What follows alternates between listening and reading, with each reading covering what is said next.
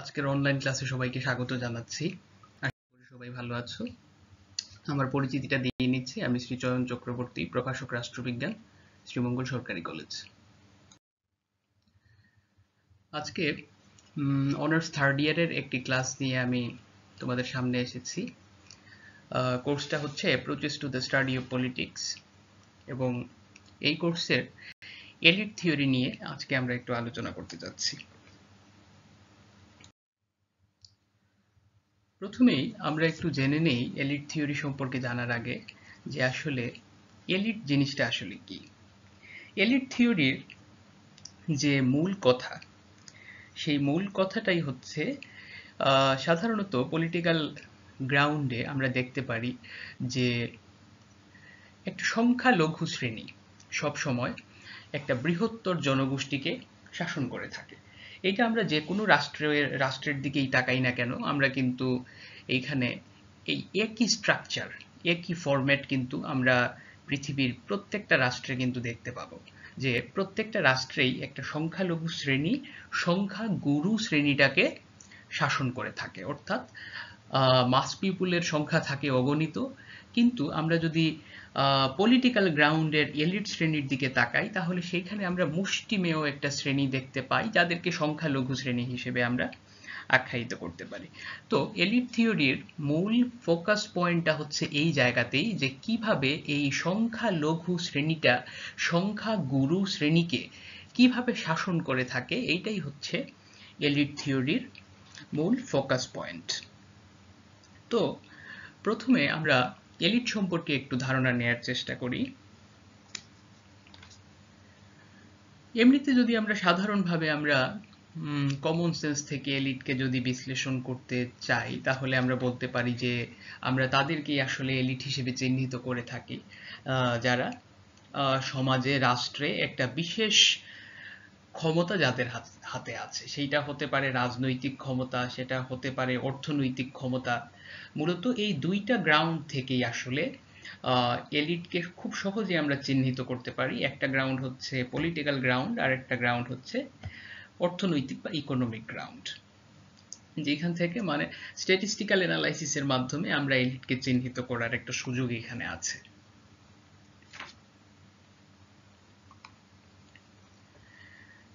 এইখানে Cambridge dictionary তারা যেইভাবে এলিটকে ব্যাখ্যা করার চেষ্টা করেছে, এইখানে আমি সেইটা একটু তুলে ধরার চেষ্টা করেছি। এখানে যদি আমরা লক্ষ্য করি, কেমব্রিজ ডিকশনারি তারা যেইভাবে এলিটকে ব্যাখ্যা করেছে, তারা এখানে বলেছে যে in political and sociological theory the elite are a small group. একটু খেয়াল করো তোমরা, এখানে কিন্তু প্রথমেই দেখো স্মল গ্রুপটাকে হাইলাইট করা হয়েছে। এখানে আমরা প্রথমেই যে কথাটা বলেছিলাম যে এলিট হচ্ছে একটা small group, A group of people, যারা দেখা যাচ্ছে যে একটা রাষ্ট্রে মাস পিপুলকে শাসন করে থাকে। তো সেখানে যদি আমরা আবার একটু ফিরে যাই, elite are a small group of powerful people who hold a disproportionate amount of wealth, privilege, political power or skill in a society.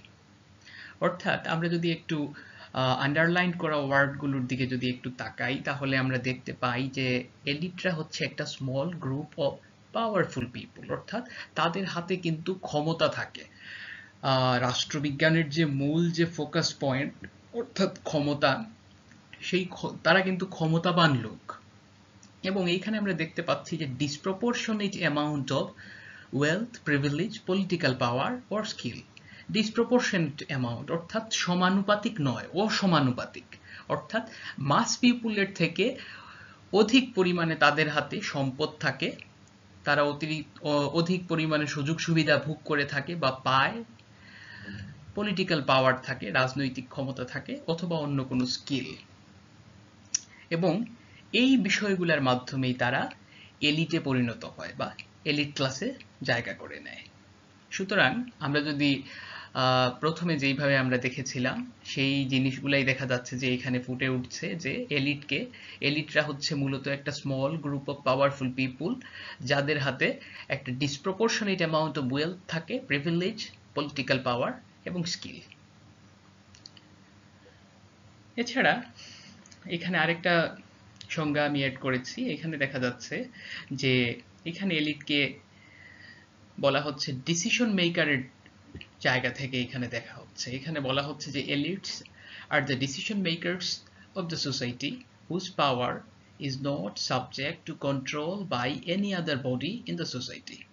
অর্থাৎ এখানে মূলত এইভাবে দেখা হচ্ছে যে এলিটরা হচ্ছে ওই একটা পাওয়ারফুল গ্রুপ যারা যাদের ডিসিশন মেকিং এর এবিলিটি আছে এবং অন্য গ্রুপ তাদেরকে কন্ট্রোল করতে পারে না, বা অন্য কোনো বডি তাদেরকে কন্ট্রোল করতে পারে না।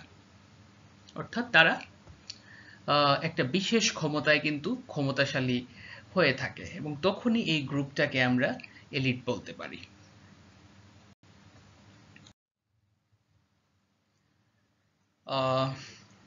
এলিট থিওরিতে ক্লাসিক্যাল এলিট থিওরিস্ট যারা আছেন তাদের মধ্যে আমি এখানে তিনজন এর নাম বিশেষভাবে আমি এখানে উল্লেখ করেছি। প্রথমজন হচ্ছেন ভিলফ্রেডো প্যারেটো, উনি ইতালির একজন তাত্ত্বিক। সেকেন্ড জন হচ্ছেন গেটনো মস্কা, এবং তৃতীয় জন হচ্ছেন রবার্ট মিশেলস।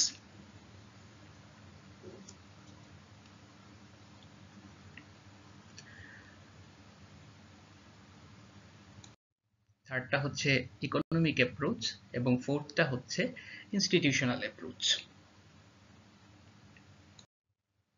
তো আজকে আমাদের যেই বিষয়টা নিয়ে আলোচনা করার কথা, অর্থাৎ এলিট থিওরিকে আমরা আজকে সাইকোলজিক্যাল অ্যাপ্রোচের ভিউ থেকে দেখব। এখানে আমরা দেখতে পাচ্ছি যে এই সাইকোলজিক্যাল অ্যাপ্রোচের তাত্ত্বিক হচ্ছেন ভিলফ্রেডো প্যারেটো, এবং তার যে বিশেষ বই, যে বইতে তিনি এই এলিট থিওরি নিয়ে বিশেষভাবে আলোচনা করেছেন, সেই বইটার নাম হচ্ছে দ্য মাইন্ড অ্যান্ড সোসাইটি। লক্ষ্য করলে এই যে এখানে ফক্স এবং লায়নের কথা বলা হয়েছে, অর্থাৎ কানিং এলিট এবং কারেজাস এলিট। কানিং এলিট হিসেবে চিহ্নিত করা হয়েছে শৃগাল বা শেয়ালকে, এবং অন্যদিকে কারেজাস এলিট হিসেবে চিহ্নিত উদাহরণ হিসেবে তিনি টেনেছেন সিংহকে। এবং তিনি যেটা এখানে ব্যাখ্যা করার তুলে ধরার চেষ্টা করেছেন সেটা হচ্ছে যে এই এলিটদের মধ্যে এই যে ক্ষমতা যারা ভোগ করে এলিট শ্রেণীর মধ্যে, এইটা সাহসী এলিট এবং বুদ্ধিমান এলিট, এই দুই শ্রেণীর এলিটের মধ্যেই এইটা কিন্তু ইন্টারচেঞ্জ হয়ে থাকে। অর্থাৎ কখনো ক্ষমতাতে সাহসী এলিট বা লায়ন বা কারেজাস এলিটরা বসে, অথবা কখনো ক্ষমতায় বুদ্ধিমান এলিট অর্থাৎ কানিং এলিট বা ফক্স এই গ্রুপটা গিয়ে ক্ষমতাতে আরোহণ করে। এই জিনিসটাকেই এখানে বোঝানোর চেষ্টা করা হয়েছে। এখানে প্যারেটোর যে এলিট আবর্তনের যে তত্ত্বটা, অর্থাৎ এই যে লায়ন এবং ফক্সের মধ্যে যে আবর্তনটা হয়ে থাকে সেই বিষয়টাকে তুলে ধরা হয়েছে। এখানে আমরা লক্ষ্য করলে দেখতে পাই যে আগে যে বিষয়টা আমরা বলেছিলাম যে প্যারেটো যেটা বলেছেন যে এলিটদের মধ্যে কানিং এলিট এবং কারেজাস এলিট, এই দুই এলিটদের মধ্যেই কিন্তু এই আবর্তনটা হয়ে থাকে। অর্থাৎ মাস পিপল কিন্তু সেই সুযোগটা পায় না। এই যে এলিটের মধ্যে এই যে দুইটা গ্রুপ আছে তাদের মধ্যেই কিন্তু এই আবর্তনটা ঘটে থাকে। কখনো সাহসী এলিট যারা আছে তারা ক্ষমতার শীর্ষে আরোহণ করে, কখনো বুদ্ধিমান এলিট যারা আছে ফক্স তারা ক্ষমতার শীর্ষে আরোহণ করে, এবং এই দুইটা শ্রেণীর মধ্যেই কিন্তু অদল বদল হয়ে থাকে। অর্থাৎ এলিটদের মধ্যেই কখনো সাহসী এলিট ক্ষমতার আসনে গিয়ে আসীন হয়, কখনো বা বুদ্ধিমান এলিট বা ফক্স যারা আছে তারা গিয়ে ক্ষমতার আসনে আসীন হয়। এবং সেইখানে ভিলফ্রেডো প্যারেটো যেটা বোঝানোর চেষ্টা করেছেন যে সেইখানে মাস পিপুলরা দর্শক বই আর কিছুই নয়, তারা কেবলমাত্র দর্শক সারিতেই আসলে জায়গা করে নেন, এই বিষয়টাই তারা দেখে থাকেন।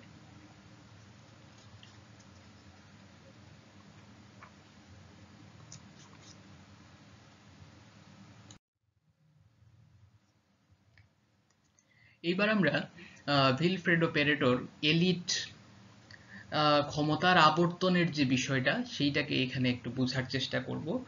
এইখানে আমরা এই যে কালো যে বড় আমরা বৃত্তটা দেখতে পাচ্ছি, এইটা হচ্ছে মাস পিপুল অর্থাৎ নন এলিট গ্রুপ, এবং ভিতরে যে ছোট্ট একটা বৃত্ত সেইটাকে আমরা ধরে নিতে পারি এলিট গ্রুপ অর্থাৎ বাইরের যে বড় বৃত্তটা আছে সমস্তটা জুড়েই আসলে মাস পিপুল বা নন এলিট গ্রুপরা আছে, এবং ক্ষুদ্র সংখ্যালঘু একটা গ্রুপ হচ্ছে এলিট শ্রেণী। এবং এইখানে আমরা এনভায়রনমেন্টটা যদি দেখি, মূল এনভায়রনমেন্টের ফোকাস পয়েন্টটা হচ্ছে পাওয়ার।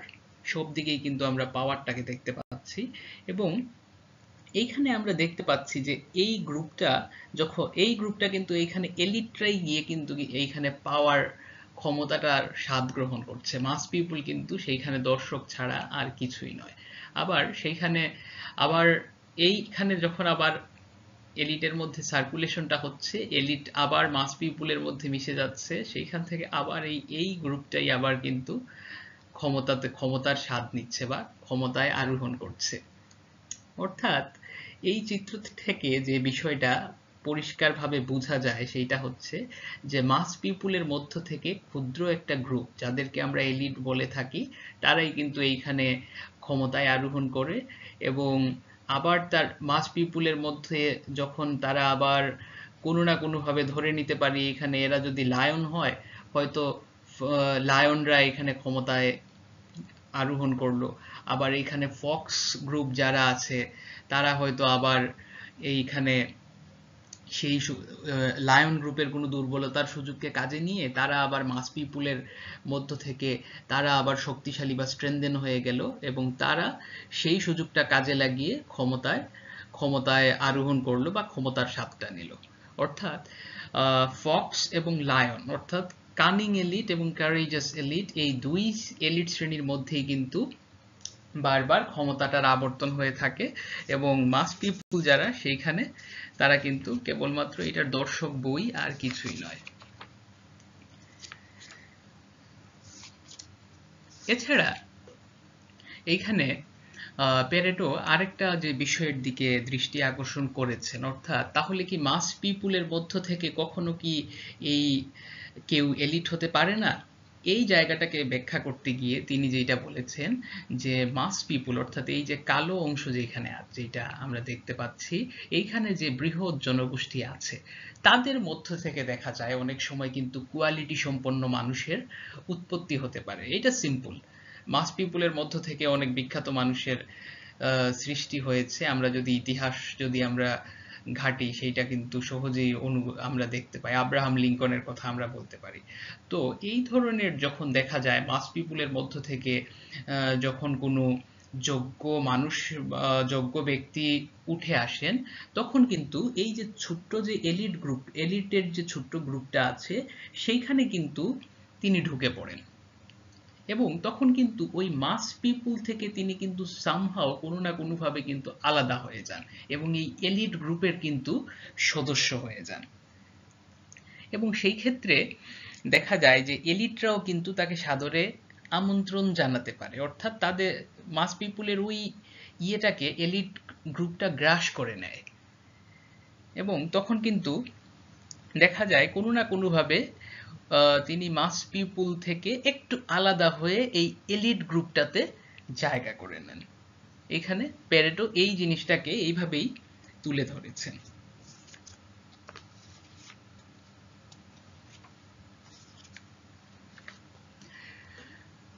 এবং প্যারেটো এই চিত্রের মাধ্যমে যে জিনিসটা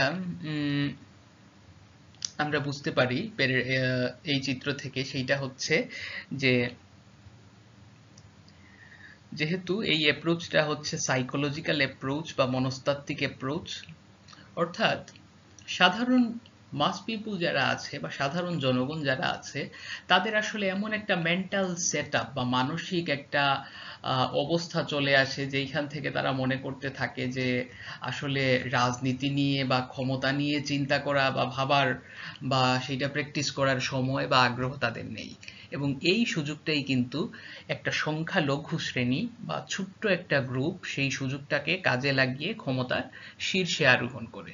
অর্থাৎ মনস্তাত্ত্বিক দিক থেকে ব্যাখ্যা করতে গিয়ে প্যারেটো যে মূল যে জিনিসটাতে এখানে হাইলাইট করতে চেয়েছেন সেটা হচ্ছে যে এই যে এলিট যে ছোট্ট গ্রুপটা আছে তারা খুব সহজে একীভূত হয়ে তারা কিন্তু তাদের মেন্টাল সেটআপটাকে বা মনস্তত্ত্বটাকে ওইভাবে আস্তে আস্তে বিল্ড আপ করে নেয় যে আমাদেরকে মাস পিপুলকে শাসন করতে হবে, এবং এইভাবে মনস্তাত্ত্বিকভাবে চিন্তাধারার মাধ্যমেই কিন্তু তাদের মধ্যে মাস পিপুলকে শাসন করার একটা যোগ্যতার সৃষ্টি হয়।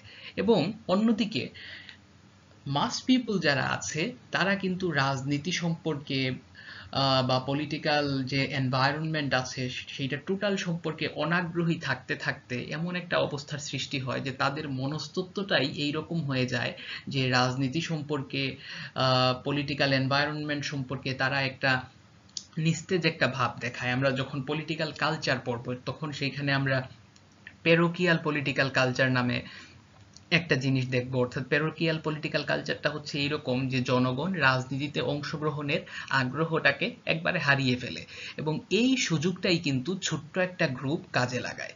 এই সুযোগটাকে কাজে লাগিয়ে তারা কিন্তু নিজেদের মধ্যে একটা সার্কেল তৈরি করে, ছোট্ট একটা সার্কেল তৈরি করে, এবং এই গ্রুপটাই কিন্তু দেখা যায় বারবার হয় কারেজাস এলিট বা লায়ন, অথবা কানিং এলিট বা ফক্সেস হিসেবে তাদের মধ্যে এই যে ক্ষমতার আবর্তনটা এলিটদের মধ্যেই হয়ে থাকে, এবং মাস পিপুল কিন্তু সেইখানে কেবলমাত্র দর্শকের ভূমিকায় কিন্তু থেকে যায়।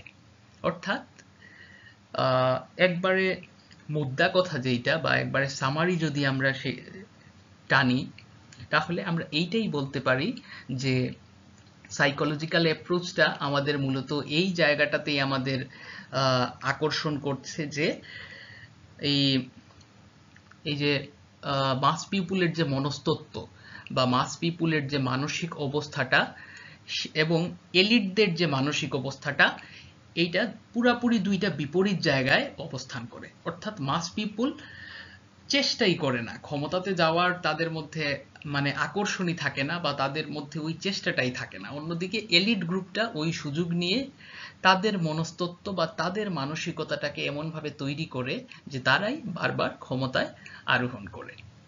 তো এইটাই হচ্ছে মূলত এলিট থিওরির সাইকোলজিক্যাল অ্যাপ্রোচের যে বেসিক জিনিসগুলা, সেইটা আমি তুলে ধরার চেষ্টা করলাম।